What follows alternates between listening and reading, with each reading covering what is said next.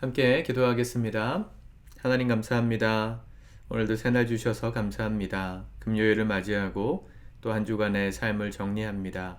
가장 바쁘고 또 분주하지만 그래도 내일 안식할 수 있는 또 쉼이 있는 날이 있기에 오늘도 힘을 내어서 이 하루 승리하기를 원합니다. 건강을 주시고 마음의 기쁨과 은혜를 주셔서 승리하도록 우리 모든 성도들의 삶 가운데 함께하옵소서.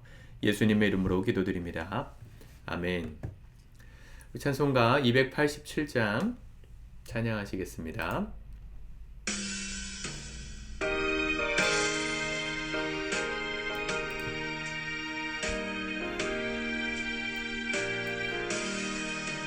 예수 앞에 나오면 죄사함 받으며 주의 품에 안기어 편히 쉬리라.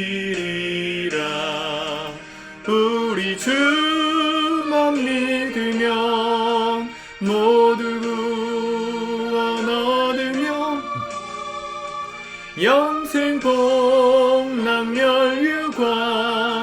확실히 받겠네. 예수 앞에 나와서 은총을 받으며 마음의 기쁨 넘치어 감사하리라. 우리 주만 믿으면 모두 구원 얻으며 영생 복락멸유관 확실히 받겠네.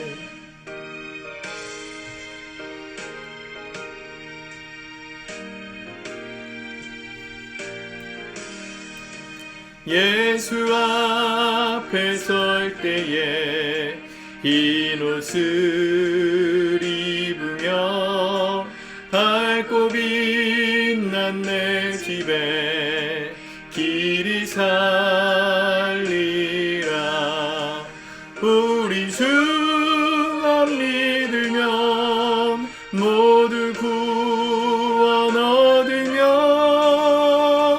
영생 복락멸유관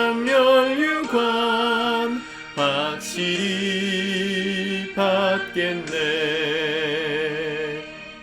아멘. 오늘 하나님 말씀은 출애굽기 3장 말씀입니다. 우리 먼저 읽고 같이 묵상하도록 하겠습니다. 3장. 여호와께서 모세를 부르시다. 모세가 그의 장인 미디안 제사장 이드로의 양떼를 치더니 그 떼를 광야 서쪽으로 인도하여 하나님의 산 호렙에 이르매 여호와의 사자가 떨기나무 가운데로부터 나오는 불꽃 안에서 그에게 나타나시니라. 그가 보니 떨기나무에 불이 붙었으나 그 떨기나무가 사라지지 아니하는지라. 이에 모세가 이르되 내가 돌이켜 가서 이 큰 광경을 보리라.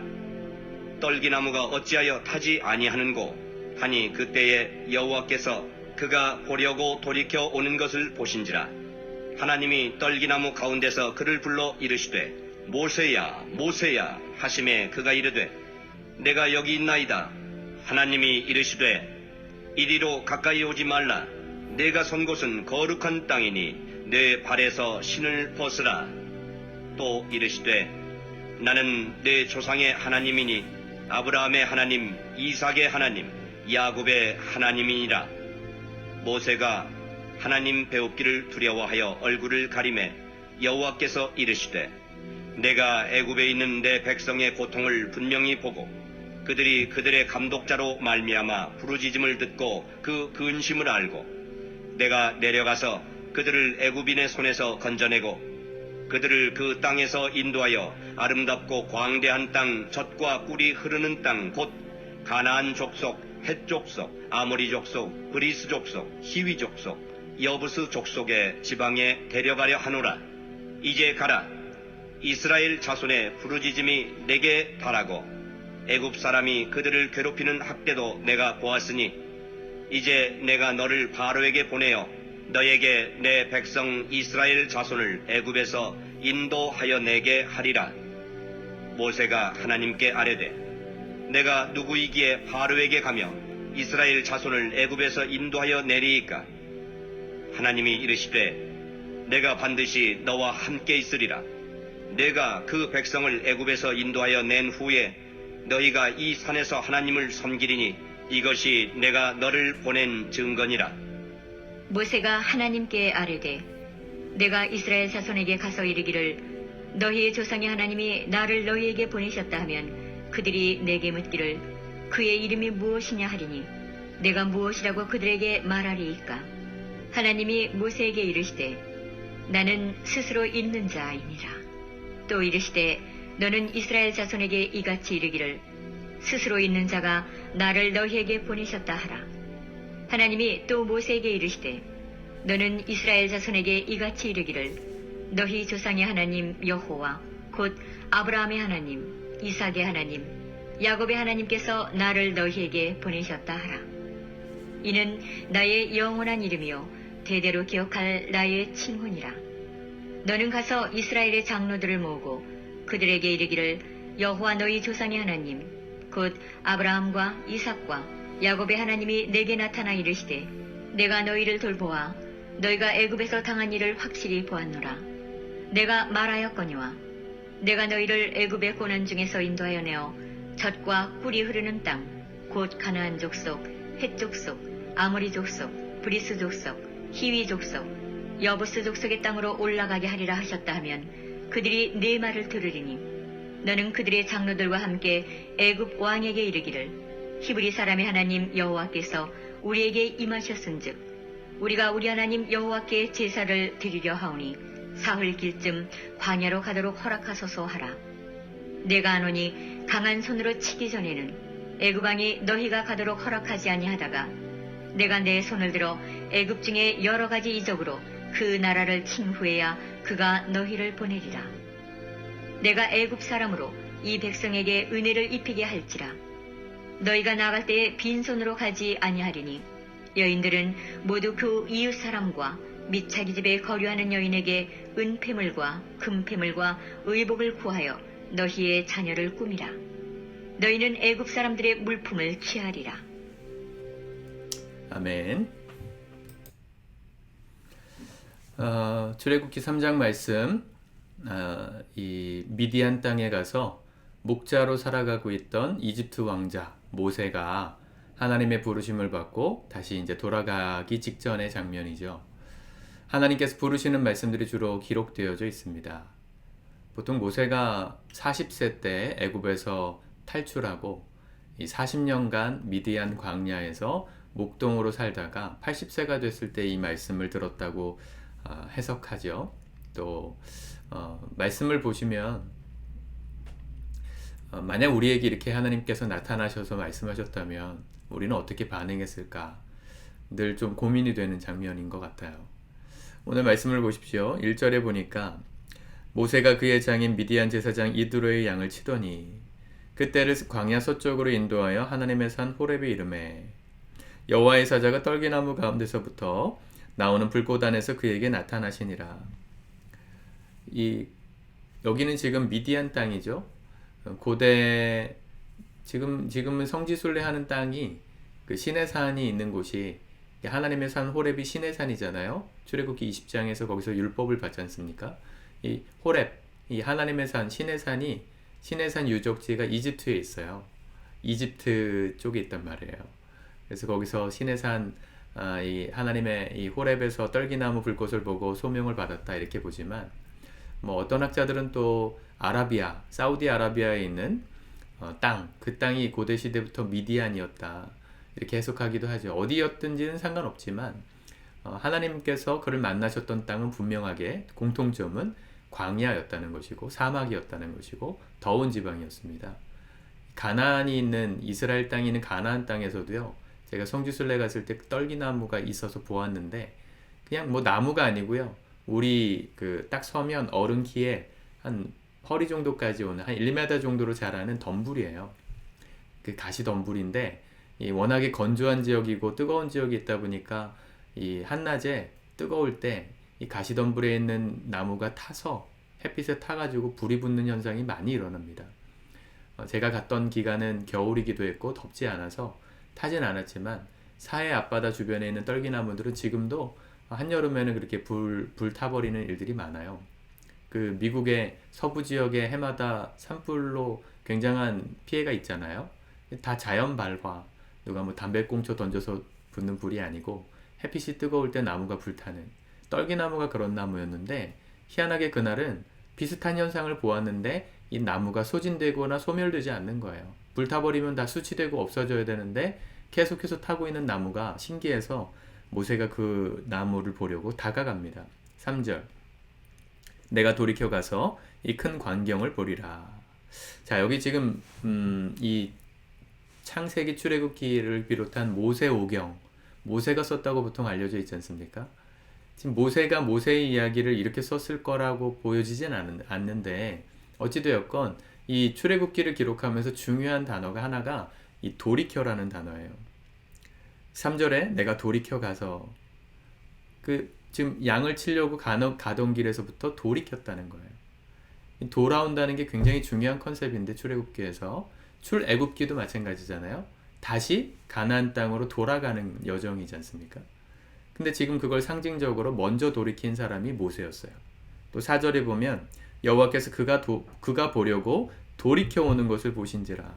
굳이 이렇게 말하지 않아도 되는데 가던 길을 멈추고 돌아와서 하나님이 하시는 일을 보는 것, 이게 하나님께서 주시는 소명을 받는 자의 자세입니다. 여러분, 우리가 하나님의 뜻대로 살고 그분의 일하심 가운데 쓰임받는 사람이 되길 원하는 마음이 있을 때 제일 먼저 하셔야 되는 게 돌이키는 겁니다. 그걸 신약 성경에서 회개라고 하죠.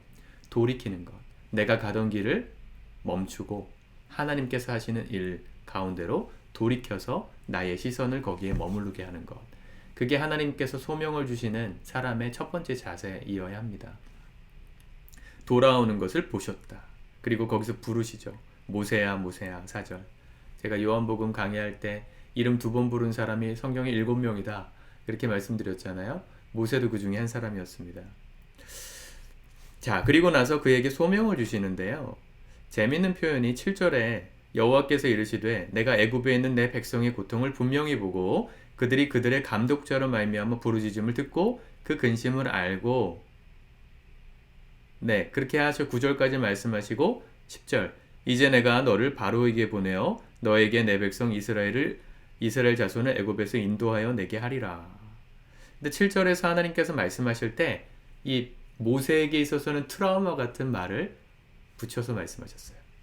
그들이 그들의 감독자로 말미암아 부르짖음을 듣고, 어제 모세가 젊은 시절에 장성하였을 때 애굽 사람이 히브리 사람을 고되게 노동시키는 걸 보고 모세가 참지 못해서 죽였지 않습니까? 그 다음날 히브리 사람들끼리 싸우는 모습을 보고 싸우지 말라 했더니만 누가 너를 감독자로, 우리의 감독자로 삼았느냐, 이렇게 말하면서 조롱하고 그 모세의 선의를 악의로 해석했단 말이에요.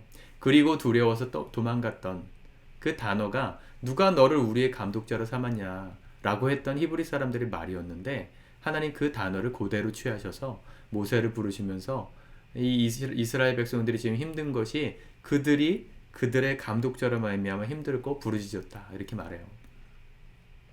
모세에게 있어서는 트라우마 같은, 이 영린 같은, 건드리면 안 되는 그런 단어를 하나님 말씀하신 거예요. 부르실 때.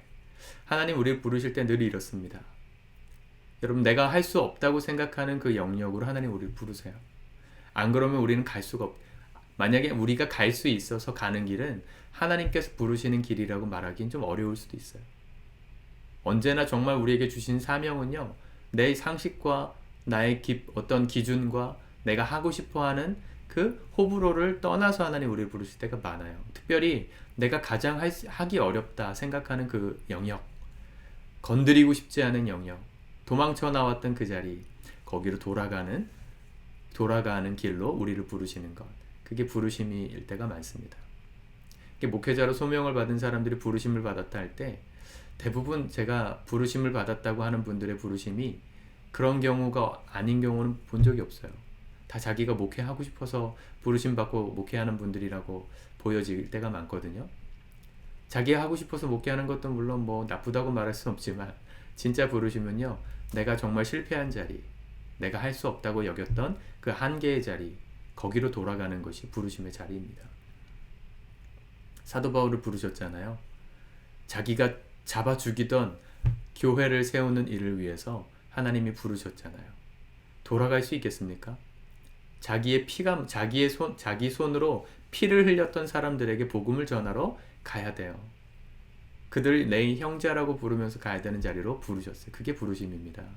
도저히 우리 상식으로는 가기 꺼려하는 자리, 도저히 이건 안 돼 라고 말하는 그 자리, 그게 부르심의 자리예요.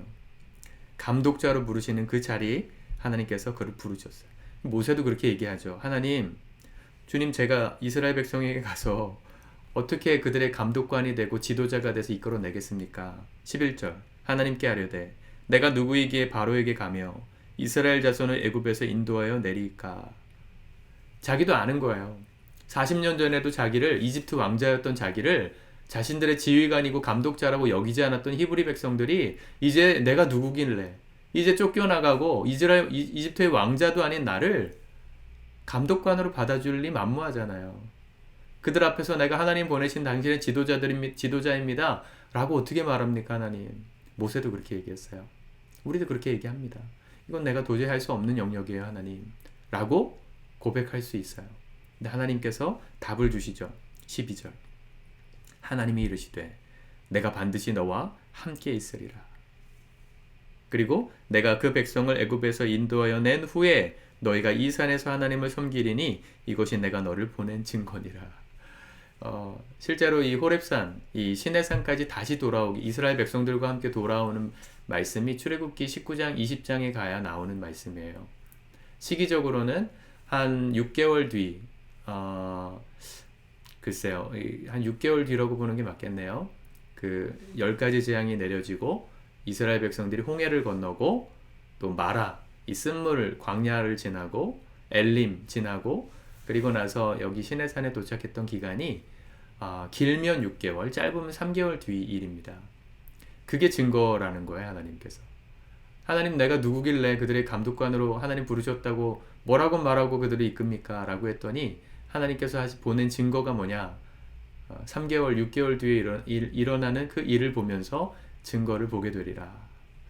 참 황당하죠. 우리 입장에선, 믿음이 참 없는 우리 입장에선 이렇게 우리를 부르시면 아무런 담보도 없고 아무런 보증도 없는 이 불안한 길을 누가 과연 갈 수 있을까? 근데 힌트가 있어요, 여러분. 하나님 부르시는 길을 누가 걸을 수 있습니까? 어떤 증거를 보고 가는 게 아니고요. 안전한 무언 백그라운드를 보고 가는 게 아니고요. 지금 나에게 말씀을 주고 계시는 그 하나님의 음성을 신뢰하면서 가는 거예요. 그래서 하나님께서 처음 말씀하셨던 증거는 내가 너와 함께하리라 하셨던 말씀입니다. 여러분, 우리가 믿음대로 살고 믿음을 따라 살려고 노력할 때 이 길을 정말 걸으면 하나님의 뜻이 이루어진다는 걸 뭘로 확증하고 증거를 삼을 수 있을까요? 하나님이 우리와 함께 하시는 걸 날마다 경험하고 그분이 지금 나에게 말씀하고 계시잖아요. 다른 어떤 나에게 눈에 보이는 증거 하나도 없을지라도 하나님이 지금 내게 말씀하시는 그 음성이 내게 들리잖아요. 그게 우리에게 가장 확실한 증거라고 주님 말씀하시는 겁니다. 믿음의 길을 걷고 결국 이렇게 살면 내가 잘 될까? 하나님의 뜻을 이룰 수 있을까? 의심도 되지만 어떤 증거를 보기 전에 더 중요한 증거는 하나님이 지금 나와 함께 계시는구나. 오늘도 이 말씀을 통해 나에게 말씀하시는구나. 그걸 신뢰할 때 우리가 이 길을 끝까지 걸어갈 수 있는 겁니다. 여러분, 눈에 보이는 기적 없어도 찬송가도 있잖아요. 이 눈에 아무 증거 아니 배어도 믿을만을 가지고서 늘 걸으며 이 귀에 아무 소리 아니 들려도 하나님의 약속 위에 서리라. 하나님께서 오늘 내게 말씀하시는 그 말씀 붙들고 그분과 동행하며 살아가는 것, 그게 우리가 이 길을 걸어가야 될 유일한 증거입니다. 걸어갈 수 있는 유일한 확증이고 보증입니다. 여러분들에게 이 믿음이 생기시길 바라요. 하나님이 우리에게 원하시는 것 믿음입니다. 하나님이 여러분들과 함께 하십니다. 오늘도 여러분들에게 삶 가운데 걸어가라 말씀하시는 주님의 뜻이 있고 길이 있어요. 그 뜻대로 살면 당황스러운 상황이 생길 수도 있어요. 나의 치부가 드러나는 자리로 돌아가야 될 수도 있어요. 내가 할 수 없다고 생각해서 떠났던 도망쳤던 그 자리로 다시 돌아가야 되는 상황이 벌어질지도 몰라요. 그런데 그 길이 주님의 뜻이라는 걸 확증할 수 있는 증거는 내게 지금 주님이 말씀하고 계신다. 그 주님이 나와 함께하고 계신다는 증거입니다. 다른 게 뭐가 필요합니까? 주님이 나와 함께 하실 건데. 그래도 믿지 못하는 모세의 이야기가 이제 4장까지 이어지는데 하나님은 하나하나 세밀하게 모세에게 말씀하시고 안심시켜 주시고 앞으로 일어날 10가지 재앙들 그리고 출애굽할 때 일어날 일들 다 얘기해 주세요. 이 말씀이 다 이루어지지 않습니까? 오늘 말씀이 여러분 하나님께서 말씀하신 건 반드시 이루어집니다. 그걸 믿음으로 따라가면 경험합니다. 믿음으로 가지 않는 사람은 경험할 수 없어요. 모세도 여기서 믿음으로 순종하고 걸어가지 않았다면 그 놀라운 기적의 현장에 갈 수 없었을 거예요. 사랑하는 성도 여러분, 믿음을 붙들고 오늘도 주님 따라가는 우리가 되기를 소망합니다. 믿음으로 주님 가라 말씀하시는 그 부끄러운 자리까지도 내려가 하나님의 영광을 보는 저와 여러분들의 복된 하루가 될 수 있기를 축복합니다. 기도합시다. 주님 감사합니다. 이 말씀대로 오늘도 승리하며 살기 원합니다. 모세를 부르셨던 자리가 그가 실패한 자리였고 돌아가기 어려웠던 자리였지만 돌이켜 주님 부르시는 자리로 순종하며 나아갔을 때 주님 약속하신 말씀의 성취를 보고 하나님의 영광을 보았던 모세처럼 우리의 삶도 오늘도 분명하게 우리와 동행하시는 주님을 따라 순종하며 걸어감으로 말미암아 영광을 보는 복 있는 생애가 될 수 있도록 인도하여 주옵소서. 예수님의 이름으로 기도드립니다. 아멘.